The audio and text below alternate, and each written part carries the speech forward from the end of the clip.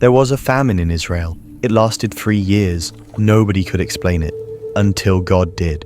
And when God revealed the reason, a mother paid the price for something she had absolutely nothing to do with. What she did next stopped an entire nation.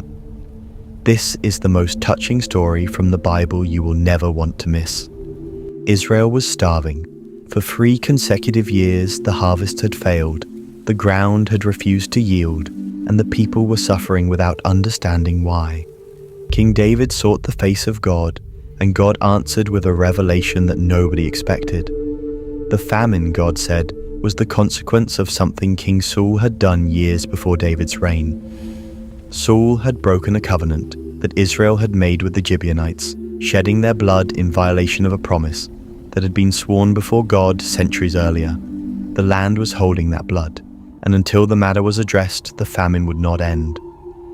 David went to the Gibeonites on a plain robe and asked them what it would take to make it right. They asked for 7 of Saul's sons and grandsons to be handed over to them. David agreed, and 7 young men from the house of Saul were taken, and he handed them over to the Gibeonites. The Gibeonites carried out the execution at the beginning of the barley harvest, and left their bodies on a hill before the Lord. But King David spared Mephibosheth, the son of Jonathan, the son of Saul, because of the oath before the Lord between David and Jonathan, son of Saul. Among those 7 were 2 sons of a woman named Rizpah. Rizpah was not a queen, she was a concubine, a woman in the ancient world whose position made her among the vulnerable and socially powerless people imaginable. She had no throne, no army, no political leverage, no official standing, and no legal mechanism through which she could challenge a king's decision or demand anything from anyone. She had nothing except love, and the one thing that love produces in a mother when it has nowhere else to go: absolute refusal to abandon. The 7 bodies were left exposed on the mountain. In the ancient world, the denial of proper burial was the final and complete act of erasure, the statement that a person's life meant so little that even their body deserved no dignity in death. For Rizpah, watching the bodies of her sons left unburied was not something she could accept, so she did the only thing available to her. She climbed the mountain, she took sackcloth, the rough fabric of mourning, and spread it on a rock for herself. And she sat down, and she stayed. She stayed from the beginning of the barley harvest, all the way through to the early rains, from spring to autumn, month after month after month on a rock on a mountain, through the burning heat of the summer days, through the cold of the nights, driving away the birds from the bodies by day and the wild animals by night. No army, no proclamation, no political power, just a mother on a rock, refusing to leave. And when King David heard what Rizpah had done, the Bible says something remarkable. He did not dismiss her.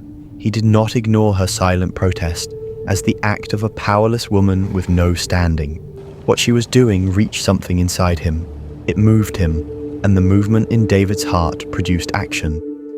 David went and took the bones of Saul and Jonathan from the men of Jabesh Gilead who had kept them, and the bones of those who had been killed and exposed. He gathered the bones of the 7 men who had been executed, and he gave all of them a proper and honorable burial in the tomb of Saul's father.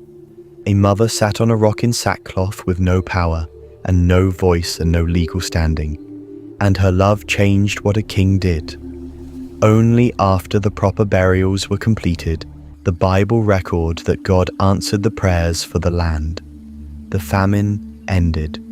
Rizpah never spoke a recorded word in this story. She gave no speech. She wrote no letter to the palace. She organized no formal protest.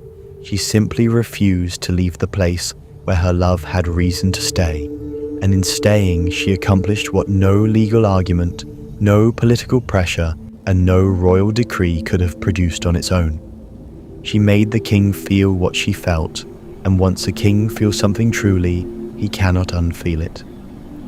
The lesson learnt: Rizpah had no power, she had no voice that the system was required to hear. She had no army and no advocate. She had a rock, a piece of sackcloth, and a love that simply refused to leave. And that love expressed in the most costly, the most persistent, the most quietly devastating way, moved a king, restored dignity to the forgotten, and ended a national famine.